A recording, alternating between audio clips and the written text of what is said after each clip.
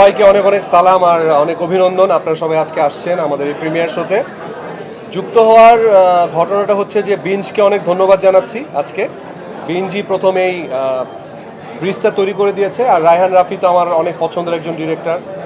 উনি যখন বিঞ্জের মাধ্যমে যখন অফারটা আসলো, আমি জাস্ট লুফে নিলাম। কারণ রায়হান রাফি মানেই হচ্ছে এখন যে কটা প্রোডাকশন করেছে সবগুলোই অলমোস্ট সুপারহিট হয়েছে। লাস্ট তুফান, তো তুফানের ঠিক আগে আগেই শুটিং করেছিলাম।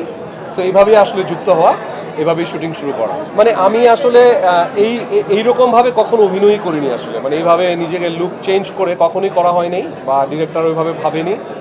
তো রায়হান রাফি ভাইয়ের সাথে যখন আমি প্রথম দেখা করলাম এটার জন্য ওনার অফিসে, তো দেখার পর উনি প্রথম শর্ত দিল যে চুল কেটে ফেলতে হবে। তো আমি তো ভাবলাম যে কোনো স্টাইলিশভাবে ছোটো চুল করা হবে হয়তো বা।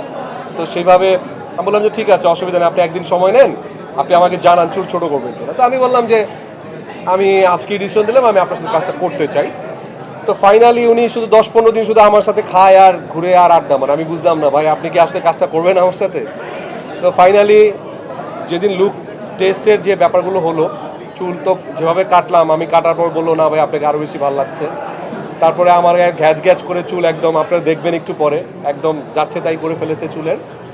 তখন আমি বুঝলাম যে রায়হান রাফির আসলে স্টাইলটা ডিফারেন্ট একটু। উনি আসলে শুধু গল্পকে প্রাধান্য দেয় না, আর্টিস্টের লুক বা আর্টিস্টের ক্যারেক্টার ঢোকার জন্য, মানে আমাকে রাহাত হয়ে ওঠার জন্য পুরো credit goes to Raihan Rafi.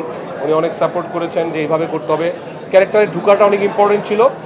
আমার সর্বোচ্চ চেষ্টা দিয়ে আমি করেছি, বাকিটা আপনারা দেখার পর ইনশাল্লাহ বলতে পারবেন।